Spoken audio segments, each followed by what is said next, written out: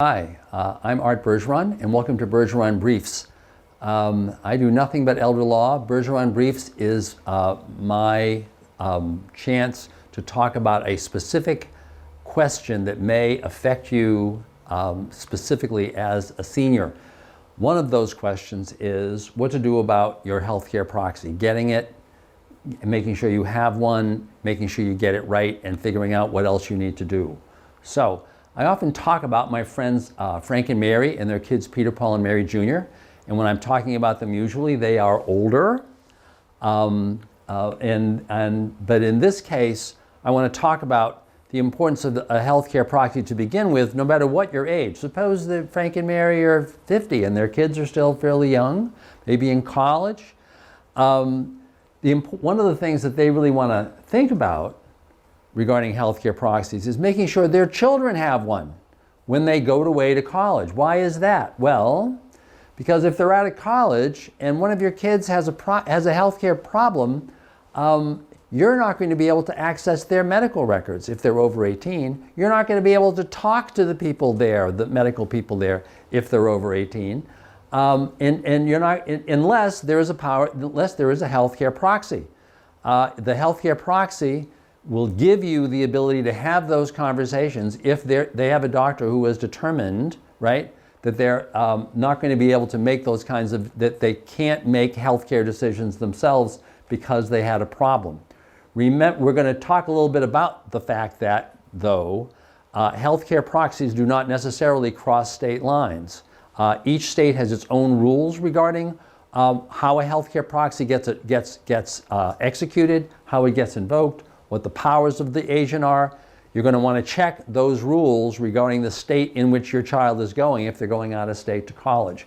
And remember, executing a new healthcare proxy automatically revokes an old one.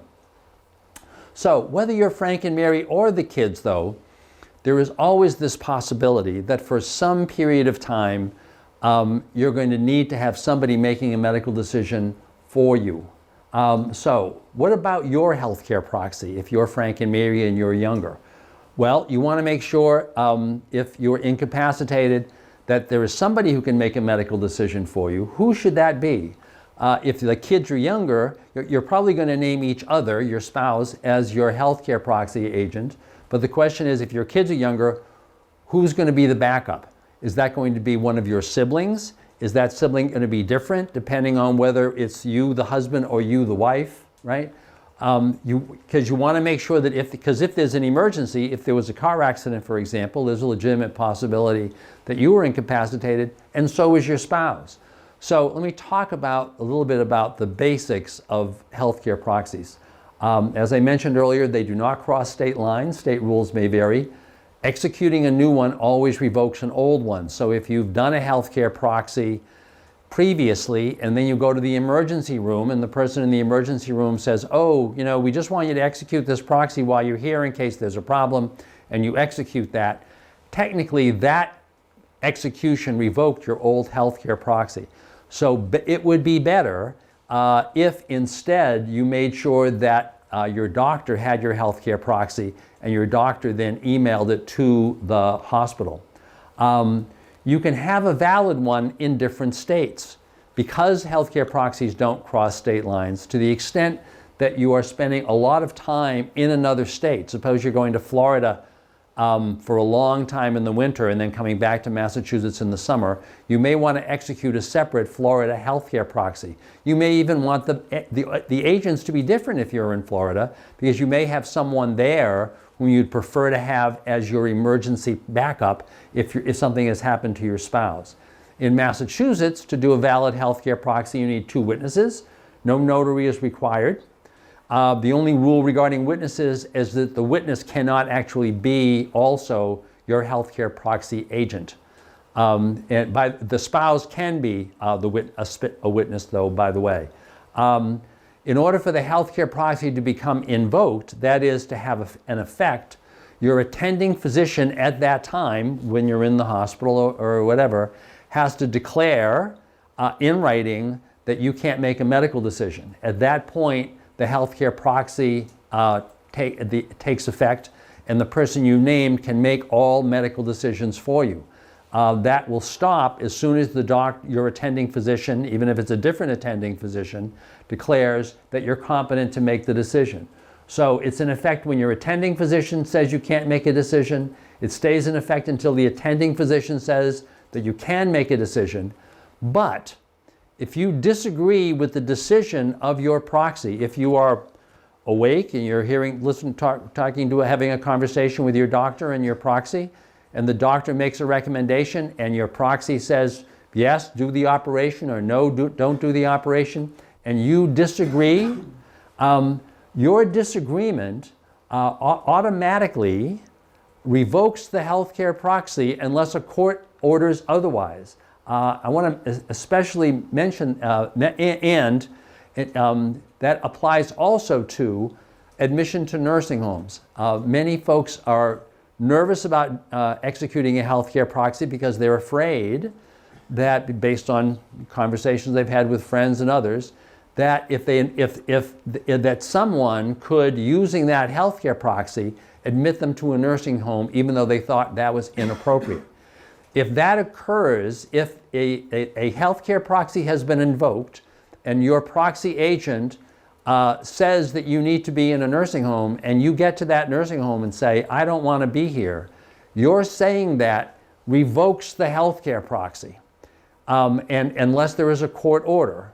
Also, in terms of you're actually revoking that healthcare proxy, your competence is presumed for purposes of your ability to revoke the proxy. Once again, unless your doctor says, unless a court says otherwise. So the question then is, as Frank and Mary have gotten older, at some point, is it time to revisit your healthcare proxy? That is, to decide whether there are different agents.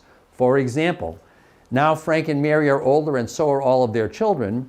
They may still want to name each other, but at this point they may want to name one of their kids as the alternate agent. As a matter of fact, oftentimes clients will come in and say they want to name all their kids as the alternate agents. Well, you actually can't do that. A proxy agent, a proxy can only have one agent at a time. The reason for that is probably pretty obvious. If I'm the doctor and you're sick and I've got 3 kids in front of me, I don't want to have them arguing about what decision I'm supposed to make in terms of your care. I only want to talk to one person. So you can only name one person at a time. The question that you want to ask yourself then is, who's the best agent? Oftentimes folks will come in and say, oh, I have a daughter, it's typically a daughter, who is a nurse or in the healthcare field. She knows the most, quote unquote, about healthcare, and therefore she should be my agent. Well, that's not necessarily the case. The person you want as your agent is the person whom you're most comfortable is going to make the decision that you want to have made. That can be one of your kids. It may not be the person with the healthcare experience. It may not be your kids. It may be that you're afraid that your kids are so emotionally invested that they wouldn't make the healthcare decision that you would want to have made. So in that case, you may want to name somebody else.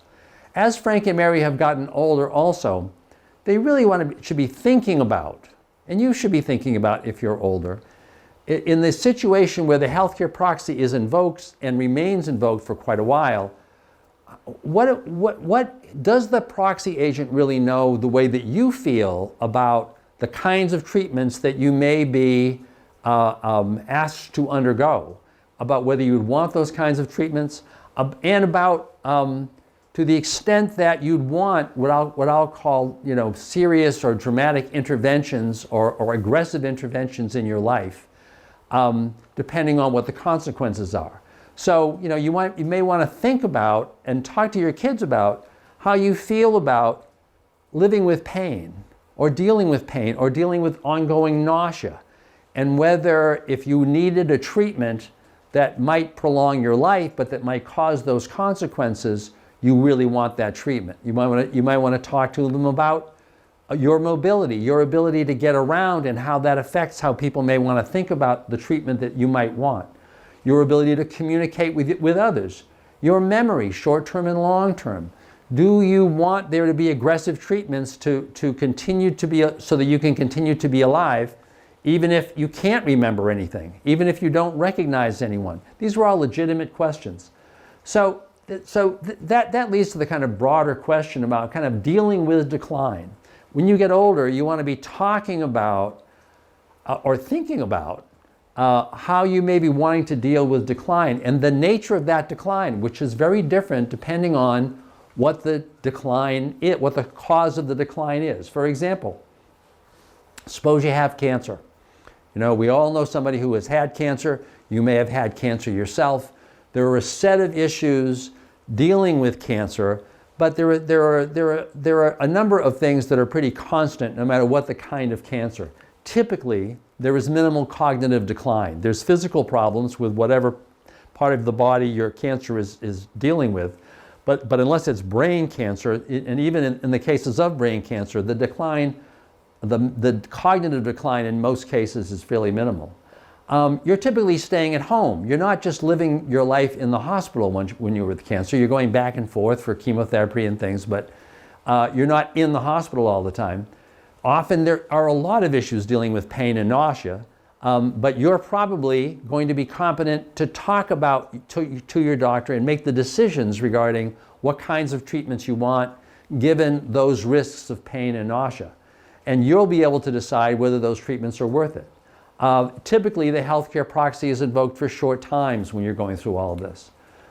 Then there's stroke and heart attack, in which the results are really, really varied. So I want to tell you a short story because I had a mini stroke a while ago. I was actually at the office late at night, and I was working. I was about to travel to go see my wife and my daughter and our lovely grandchildren. And I was sitting there in my office and started feeling funny. And I said to myself, I wonder if I'm having a stroke. But the way the words came out, literally because I was talking, was, and I said to myself, well, this isn't good. And then my right arm started getting numb. And I said to myself, well, this isn't good either. And so I was faced at that point with some decisions. Do I want to call 911? I was in an office park in the middle of the night. The chances that anybody was going to get there really quickly was fairly small. And I realized that there were three possibilities. Either I could die, and I was okay with dying, or I could be fine, and I was, of course, okay with fine, or I could be permanently incapacitated. And did I want to be permanently incapacitated? And the answer was really no. And that's why I didn't call 911. And fortunately, the symptoms went away. But the bottom line is, if I were permanently incapacitated, I might have been incapacitated for a long time. And therefore, somebody could be making decisions for me for a long time. I might have had some cognitive decline during that time, or for a whole long while, or I might have had it for just a few days. The point is, in those situations, if I had had that kind of cognitive decline, would I be wanting to spend a prolonged period of my life in the hospital or at home with this cognitive inability? These are all questions that my healthcare proxy really needs to know. Then, of course, there's dementia. I could, if I have dementia, end up not being able to make a good healthcare decision for myself for a very long time. Does my proxy agent at that time know all of the kinds of decisions regarding all the kinds of decisions that might come up, how they could evaluate how I could respond? Finally, there is simply failure to thrive. People who are getting older get to the point of their lives where things are simply breaking down. At that point, your proxy, if you're not cognitively aware, may really, really want to know who you would like to see at those times, what kind of comfort care you'd like at those times, what kind of environment do you want to live in, how do you want to die. So there are a number of decisions that the proxy really needs to know about. So in addition to talking about to drafting the healthcare proxy, you may want to figure out how to have conversations with your proxy. There are two great websites that talk a little about this, the Conversations Project and Honoring Choices. I strongly recommend that you check them out. Finally, a couple of other things. Invoking the healthcare proxy. So if a doctor says that the proxy has been invoked because you no longer can make medical decisions, that does not mean that you cannot make other decisions, that you can't sign a new power of attorney, for example, that you can't sign a will, that you can't sign a deed, This is a popular misconception among health professionals, but that you still have the ability to do all of these things as long as the person who is notarizing those documents feels that you are competent to sign what you are signing. The nursing home question, I think we talked a little bit about this already. If you are getting forced into a nursing home and you protest, then that is assuming, that is the nursing home folks have to assume that you're competent to make that decision. You can always leave that nursing home even if it is against medical advice. In addition to signing your healthcare proxy, you may want to make sure that other people are informed whether or not you have the competence to make medical decisions. That's the reason why you may want to do so-called HIPAA authorizations, authorizing all of your children, for example, to communicate with your medical providers, even though only one of them is your proxy. Finally, the MOLST form. To the extent that you are concerned to make sure that if your heart has stopped, whether you don't want to get resuscitated, if you've stopped breathing, you don't want to get intubated, you can sign a MOLST form, M-O-L-S-T, Medical Orders for Life-Sustaining Treatment, to deal with those issues. That form also needs to be signed by your doctor. The goal of all of this is to make sure that you have peace of mind so that you're not worried about these things, and at least as important, so that if they happen, you're getting the care that you really want to get. Thank you very much. If you have any questions, please give me a call, 508-860-1470, and we'll see you soon.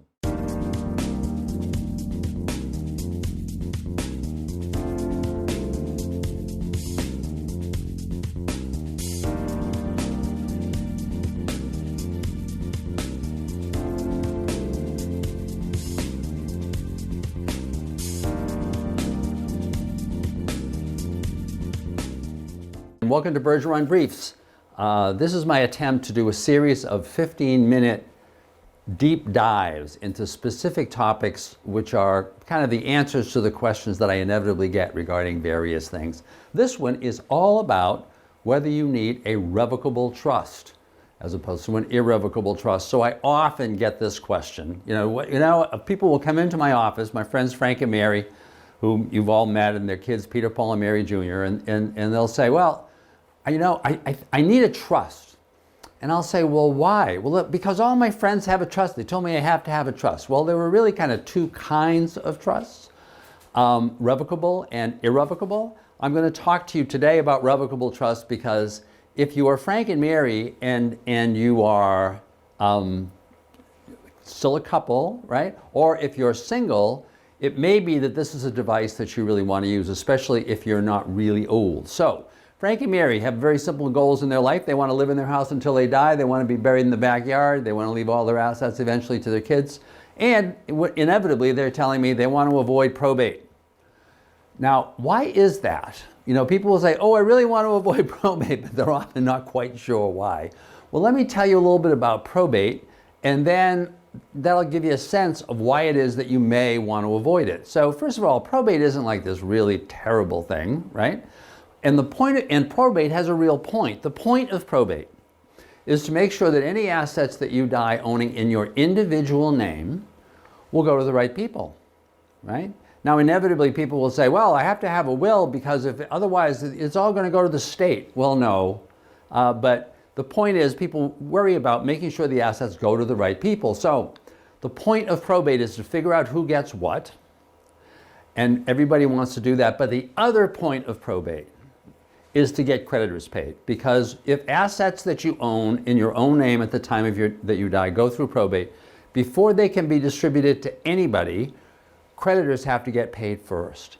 And creditors in Massachusetts have 1 year from the day of your death to file a claim against those probate assets. Now that term, that length of time is much longer than it is in many other states. In many states, that period is like 60 to 90 days. So you may talk to people, like if go to Florida, if you're traveling, they'll say, God, probate doesn't take that long. Well, it's all a function of this length of the creditor period. It's long in Massachusetts. Now, once the creditor period has expired, the person who is in control of the probate process, who is called the personal representative, or it used to be called the executor or the executrix, will then divide up the assets. The way that person will divide them up is, first of all, to see if there's a will. If there's a will, then the personal representative is simply going to follow the terms of the will.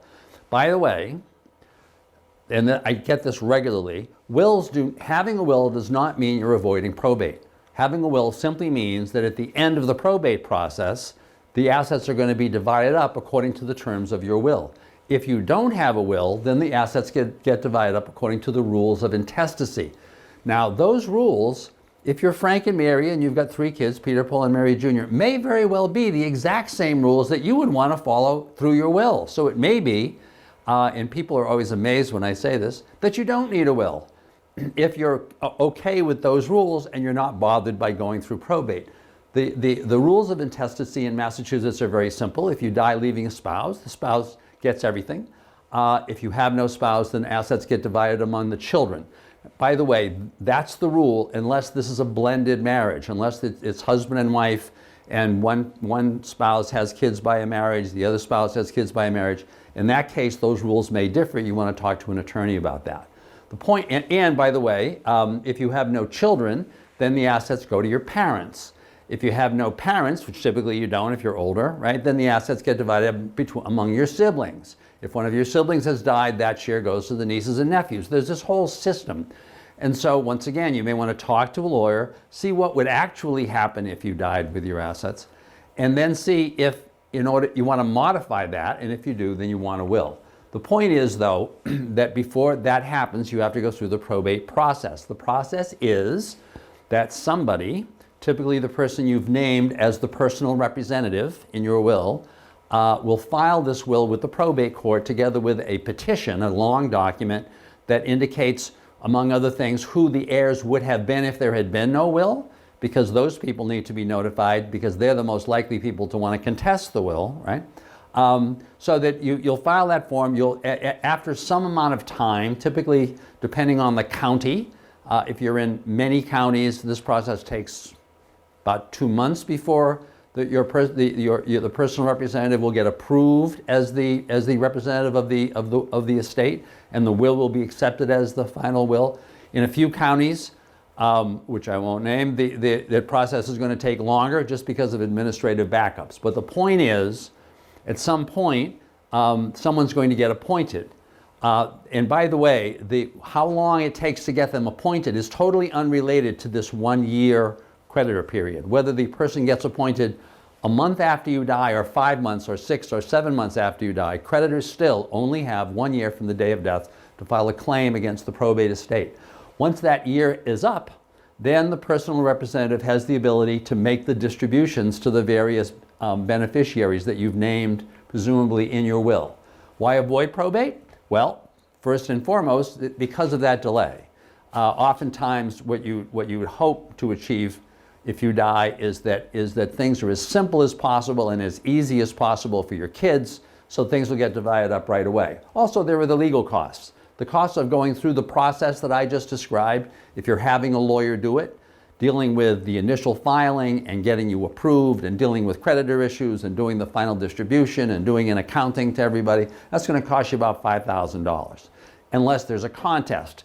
And that leads to the other issue. This is a very public process. All of these documents are filed with the Registry of Probate and open to the public. To the extent that there's some dysfunction in your family, this is when it's going to show up. Somebody who is dissatisfied with whatever is going on is going to be able to contest things. And if they contest them, they're not necessarily going to win, but they can gum up the process and force extra legal costs and hearings and things. So that's the reason why people should be thinking that they may want to avoid probate. What are the alternatives? Well, the obvious 2 alternatives for avoiding probate are that you have your assets owned jointly with someone. If you have assets owned jointly with someone legally, each of you owns 100% of the assets. So in the case of Frank and Mary, if they own their assets jointly, like their house or their bank accounts or whatever, legally, when one of them dies, that person's interest simply evaporates. The other person becomes the sole owner. That's an easy way of doing it. The other is to have a revocable trust.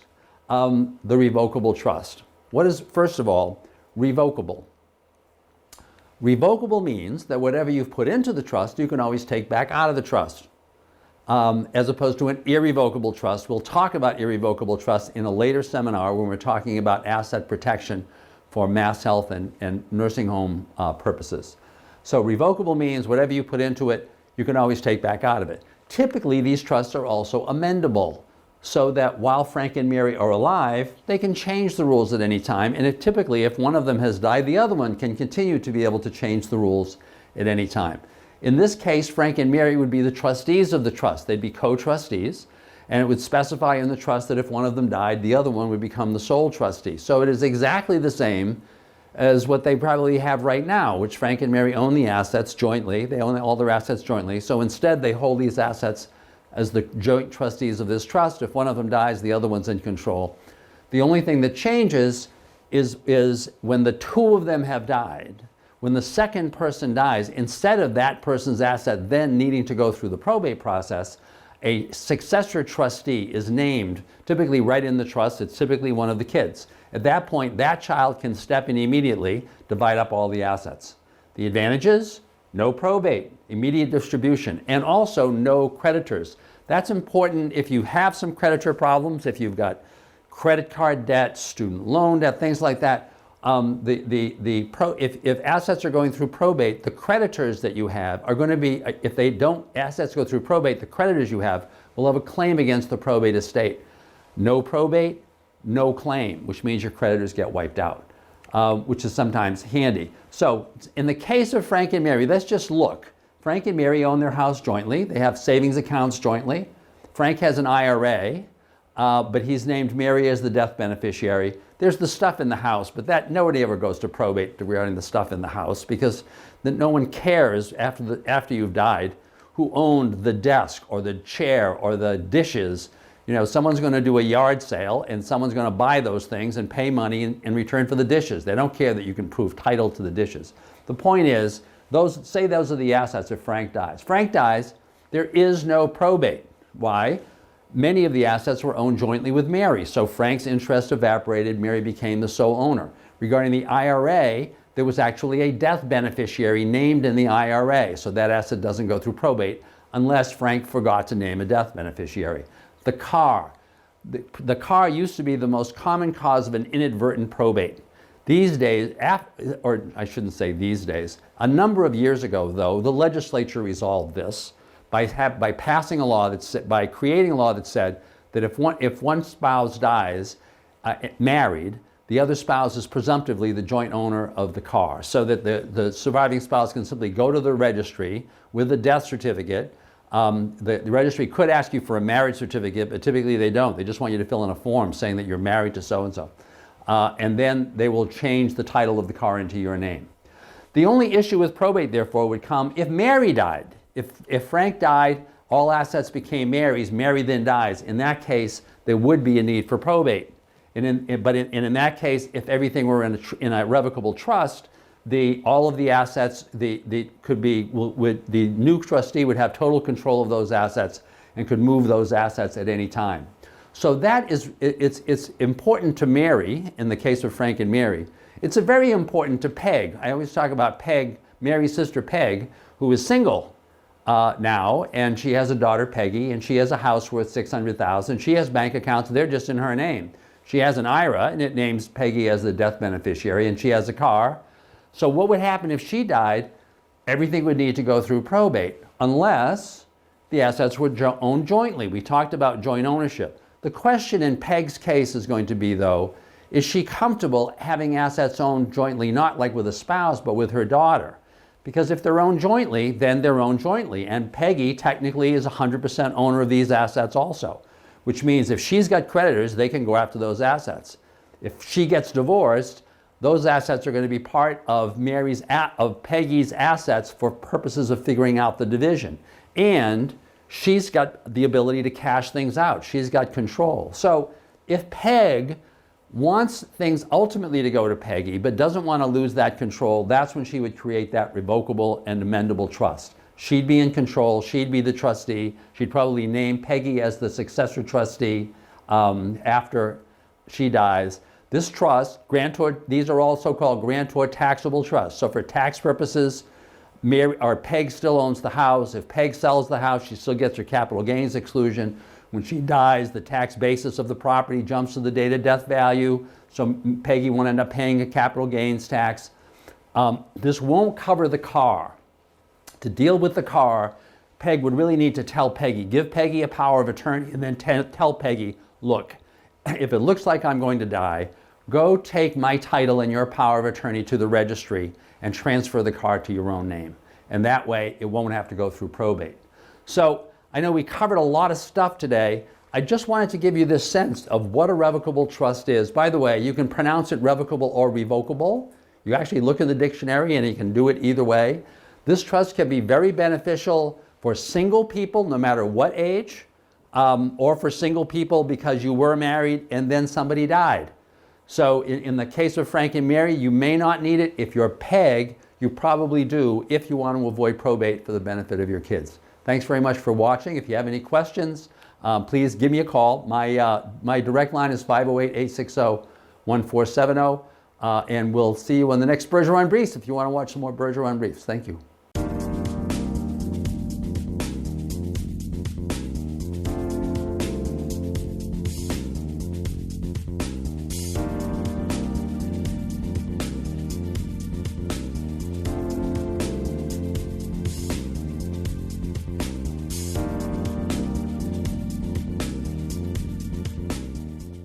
I'm Art Bergeron. I'm an elder law attorney. I do nothing but work with seniors.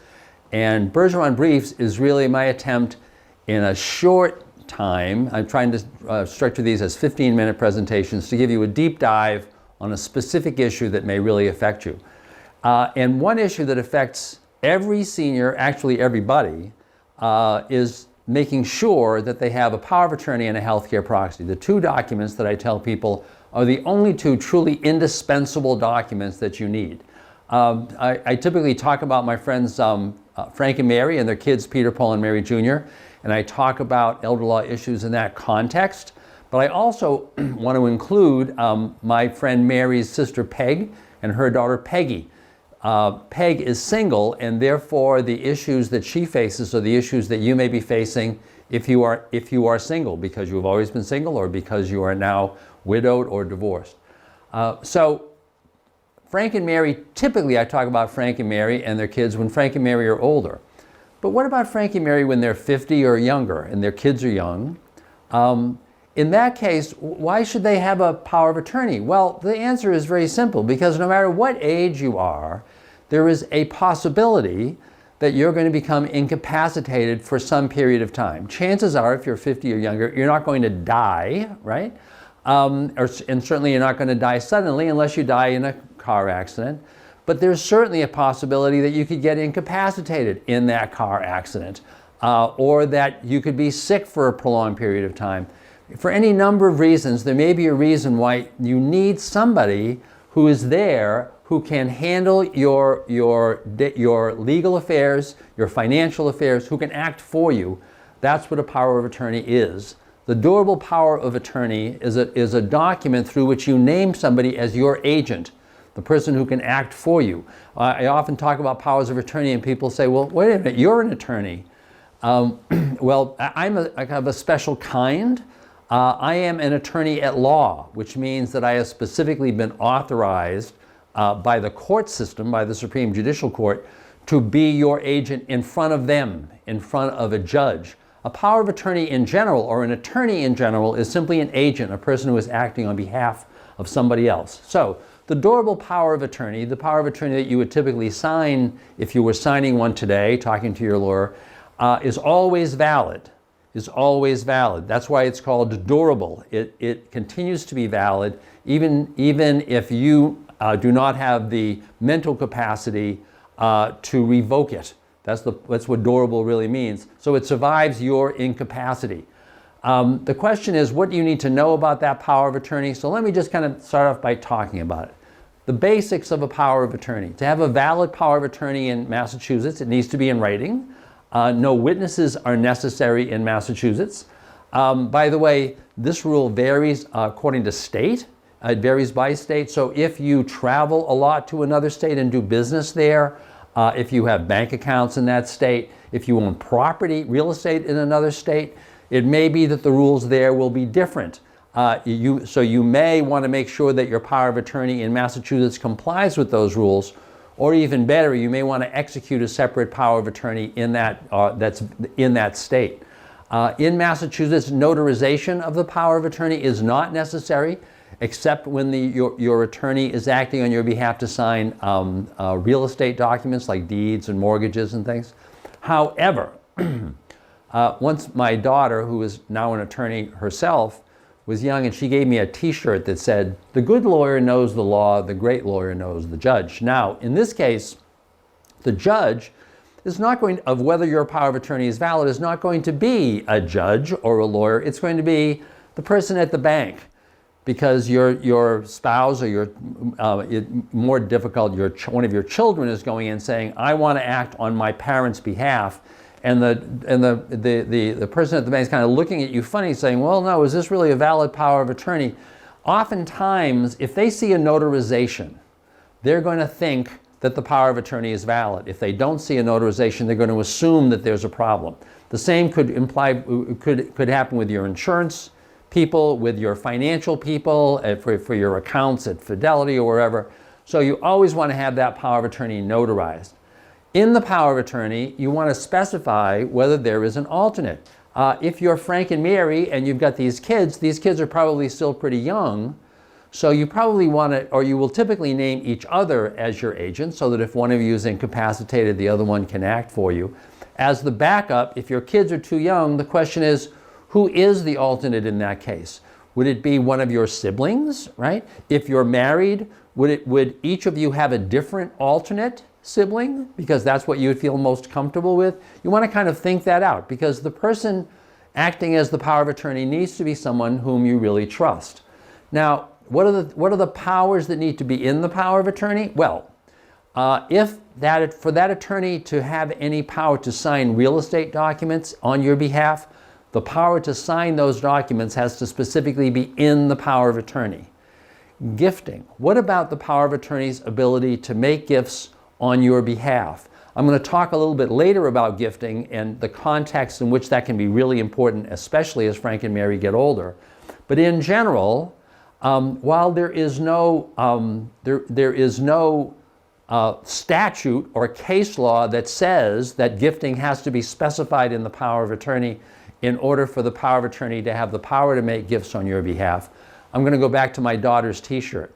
It's going to be in the discretion of the person who is looking at that power of attorney to decide whether any of those things are true. So better to have those gifting powers to write in the power of attorney. Similarly, oftentimes if the power of attorney does not specify the ability of, say, Mary on Frank's behalf to make a gift to herself, to self-deal, then many people may decide that that power of attorney doesn't allow that kind of thing. So you'd want to have that specified in the power of attorney. Suppose you're Peg and Peggy. Peggy becomes incapacitated. Peggy is still really young. What sibling or friend in that case is going to be able to handle those things for Peg? Now, suppose you're Frank and Mary but you're now older.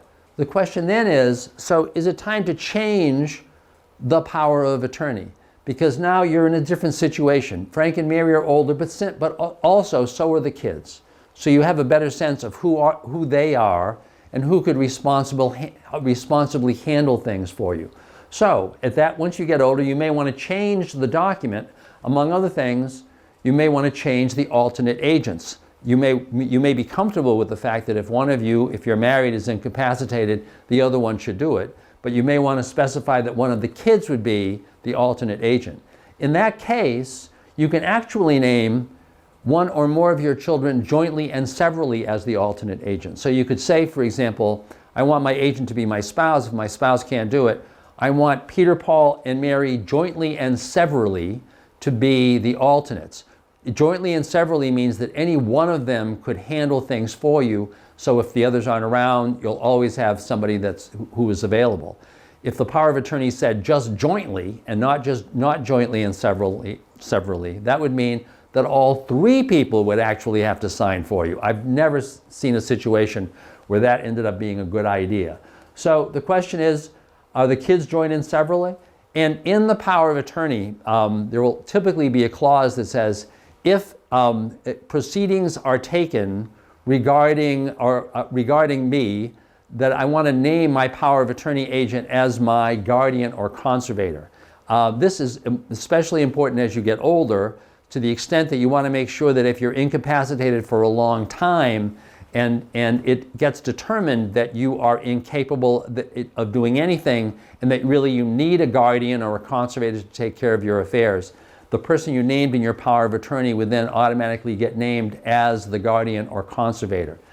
If you're Peg, I always get Peg and her daughter Peggy mixed up. If you're Peg and you've gotten older, then you definitely, or no, I shouldn't say definitely, you may want to change your power of attorney to name your daughter as the agent. She may be the best person.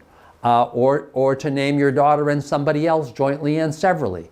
Once again, these are all questions that only you know the answer to, because your family, your family is unique. You and your situation are always unique. The point is, you need to raise the questions. I want to digress for a few minutes to just really talk about gifting.